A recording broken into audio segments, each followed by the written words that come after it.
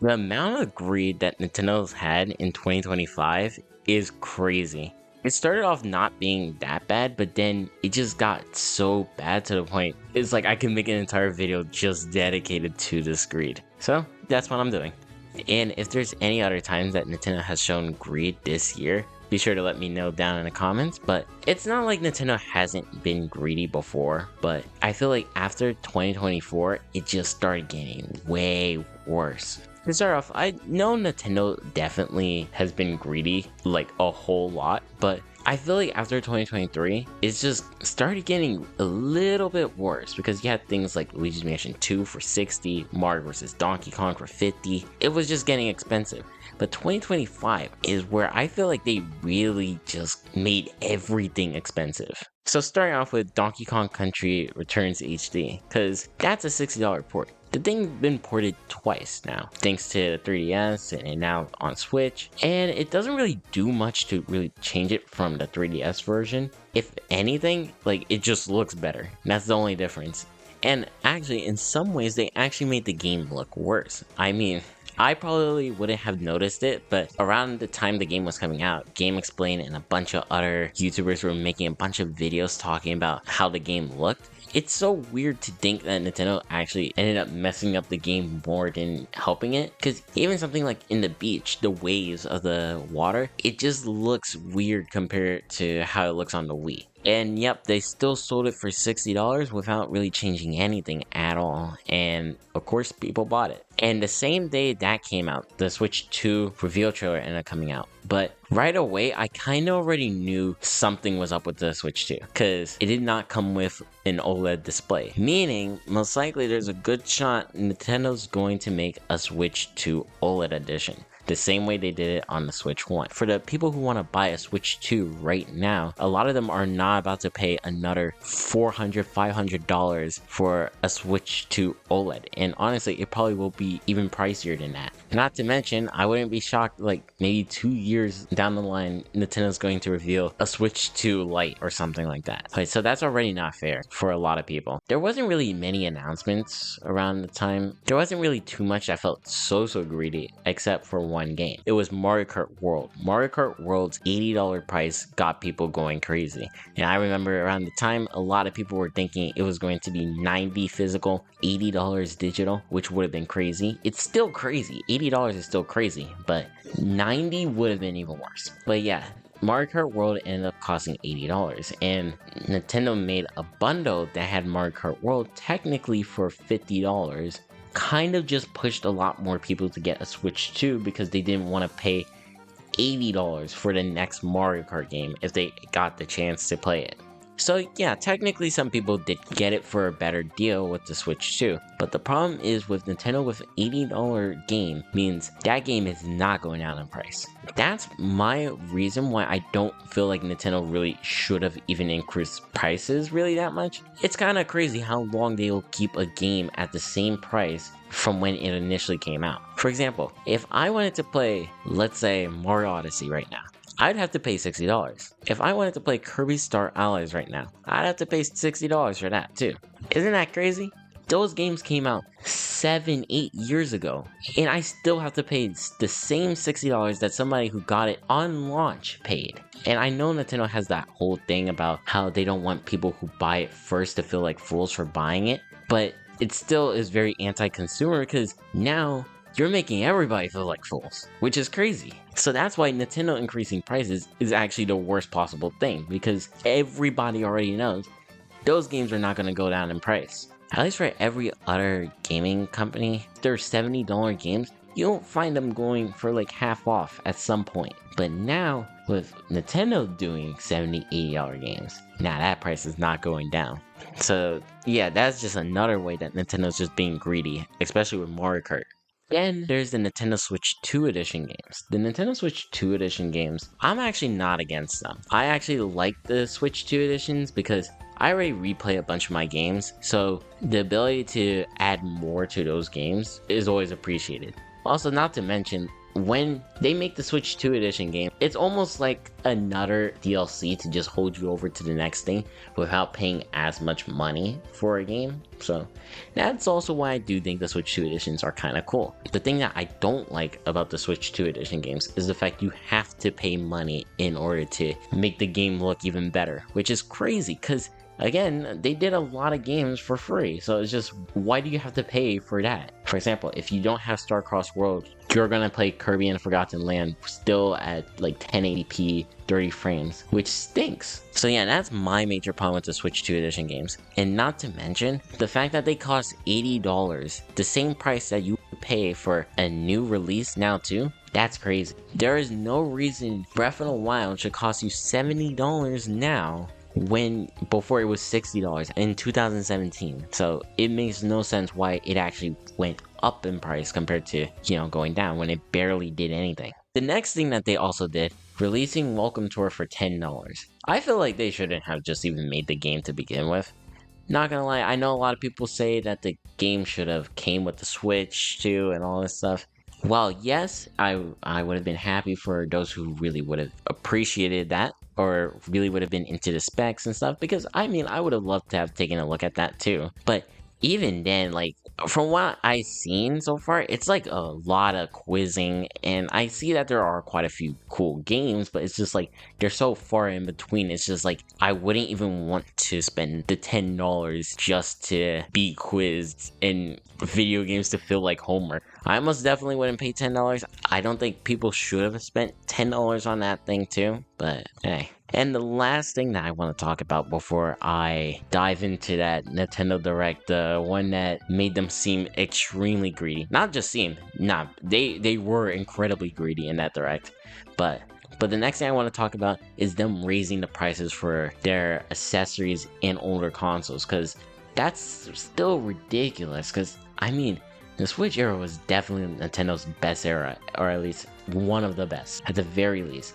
Meaning, if anything, they really should have been bringing down the costs. Man, I think this is still ridiculous. They even came out before saying that like them keeping it at the same price was their way of lowering the price. And then they increased the price. Like, that's kind of crazy. I know a lot of gaming companies are doing it right now too, but again, like I said, the Switch era was so good, and there's so many different types of way that Nintendo is trying to make money off of people. You would think they would just keep it at the same price then, but nope. So yeah, that was all the stuff leading up to that Direct. Now, the Direct has caused a lot of problems, to say the least, and so starting off with one of the announcements there, the Donkey Kong DLC. That Donkey Kong DLC looks bad, to be honest. Like, I know technically it has like another side mode, but like, you're paying $20 for like another layer in just a mini game. Like, that's not even cool. I don't get why they couldn't have just put that in the game. And the fact that it came out so soon after the game just like released not that long ago means that they already had planned this DLC before the game even came out. And trust me, I'm going to get to the other one, the one that's making things even worse. But it's crazy to me that they're trying to come up with the DLC prior to the game coming out. Meaning, if you really want the full experience of the game, it's gonna cost like $20 on top of $70. So now it's like a $90 for the full experience. And you have Pokemon Legends ZA, and that one's been getting a lot of attention. So I'm just gonna quickly talk about the Megas and then talk about the DLC. So Mega Greninja, Mega Chestnut, and Mega Delphox, all of their Mega evolutions are going to be locked behind online features, meaning you're going to have to subscribe to Nintendo Switch Online in order to actually use it. For people who want to simply just use it throughout the story, they should be allowed to do that. It's not fair to lock something like that behind a paywall. Oh, but you thought it was done there? Nope, because the DLC does the exact same thing. It's locking Mega Evolutions behind a paywall, because you're not going to be able to use Mega Raichu unless you pay $30 for that game. So meaning, if you want the best and full experience of Pokemon Legends ZA on Switch 2, that's $100 right there. Like, it's just ridiculous how much money. And the worst part about that DLC is the fact the game isn't even out. If the game was out and then it came with DLC, people would probably be a little bit more understanding of it, but just with the game not even coming out and then it costs that much money is crazy. Because before, it really felt like when they added DLC, it was just like really them adding to the game. Like you had the full experience, but now we're gonna give you even more stuff to do. Now it just feels like, okay, so you got maybe 3/4 of the game. Here's this last fourth of the game if you pay an extra $30. Then we have the amiibos. The amiibos has been a whole situation. I thought amiibos were dying. Turns out, nope, they're fine, and actually they're worse than ever because now they cost $30, $40, $50 for just one amiibo. The variable pricing Nintendo was talking about. And they add nothing. That's the worst part. The Donkey Kong Bonanza amiibo, all that does is give you a costume. I don't know what the Metroid amiibos do. I don't know what the... Oh, actually, they talked about the Galaxy one. Yeah, you get a little bit of an extra life with the Mario one, and you get a 1-up with Rosalina. And that's worth $40. The Kirby Air Riders one looks cooler, but it just looks like the Smash Bros. Amiibo, so it's just like paying $50 for that is kind of crazy. Not to mention, if you just buy 2 of them, that's more than the game costs. So, and that's just for the simple fact you can switch between the carts, which is not worth it. But you know what else you could get for that price? You could get the Virtual Boy. Everybody loves the Virtual Boy, right? The console that only has 14 games on it. You're gonna pay $100 for that, right? That announcement was crazy, but it's not worth the price at all. And then the worst part is, if you want the cheaper version of the Virtual Boy, you're gonna have to pay $25 for that too. For cardboard. So Nintendo Lab was back. Like the whole cardboard thing was ridiculous to begin with, but now you have the Virtual Boy cardboard. Like, yeah, so it's just even more stuff to get mad at them about. Guys, I don't think you're angry enough because there's more. There's more. Pokemon Pokobia. So technically, they didn't give the price on this thing, but I have a really solid feeling that thing is about to cost $70 because if it wasn't announced at Pokemon Presents, then of course it's gonna cost $70. And not to mention, if it costs $70, that's gonna be ridiculous because I didn't even know if it was running on a Switch 2 when I first seen it. Because I just thought it looked so, like, it looked unpolished to the point it looked like it would have just been a Switch game. And I mean, trust me, I know with the Switch era, Pokemon Company has not been doing good with their graphics, but honestly, people should not be supporting them after how that looks right now. Here's the thing, I understand it might be part of the art style, but it still comes off as cheap. Almost as cheap as Brilliant Diamond and Shining Pearl, because I know the chibi style was kind of what they were going for, but it just looked cheap. Because Link's Awakening, they did the same type of art style. That looked polished in my opinion. You had Mario RPG. Mario RPG looked really good with that same exact style, but Brilliant Diamond and Shining Pearl, just something about it just looked off. If that comes out for $70, yeah, I am most definitely not buying that. At least I'm not buying it from Nintendo. I am most definitely not buying it from Nintendo. But of course, I say the worst thing for last, the Mario Galaxy Collection for $70.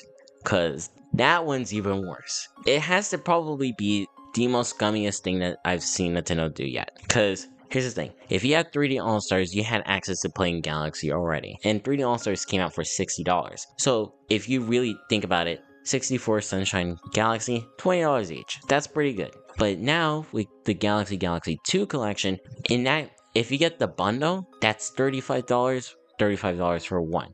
So already Galaxy is costing more than it did in 3D All-Stars. But if you're buying both separately, now Galaxy costs $40 and Galaxy 2 costs $40. So now being $80. And here's the thing, it's because a lot of people wanted Galaxy 2 to come on Switch. So yeah, you can buy Galaxy 2 separately, but you're actually going to pay technically a little bit more money than if you paid for the bundle. And there's also another catch. For people who have Mario Galaxy in the 3D All-Stars collection, when you play on the Switch 2, you play on TV, it's not going to look like it's in 4K or whatever. But if you played Mario Galaxy from the bundle that includes Galaxy 2, then it's going to run in 4K on your Switch 2. And Galaxy 2 will run at 4K on your Switch 2. So meaning, they're really saying, if you buy Galaxy again, we're going to make it look even better. Which is ridiculous, meaning you're going to have to pay another $35, $40 just to make the game look good again. Either way, you're losing. Because if you decide not to get the games entirely, then obviously you don't have the games. If you have 3D All-Stars, but you want Galaxy 2, you're gonna pay $40 for that, which is crazy price, meaning, yeah, you're still losing there. And let's say that you haven't experienced them, you're paying $70 for this for 15-year-old games. Honestly, Galaxy is closer to 20 years than it is to 15. So still, you're losing there. And then the last possible situation, you have 3D All-Stars, you have Galaxy, but then you want to see Galaxy in 4K and stuff. You're paying $70 just to see these games run at 4K. Once again,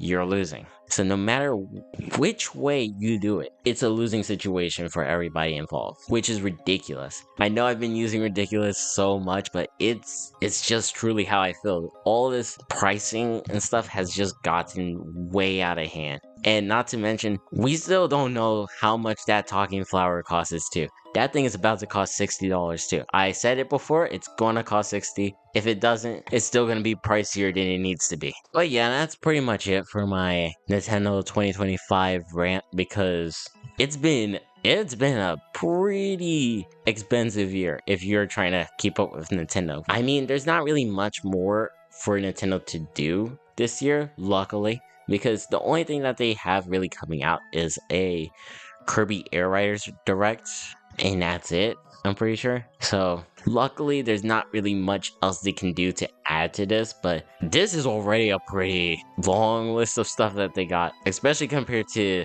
the Switch generation, like the whole Switch generation. I'd argue 2025 added so much to it. Anyway, I hope you guys enjoyed this video. Please like, comment, and subscribe, and I'll see you in the next one.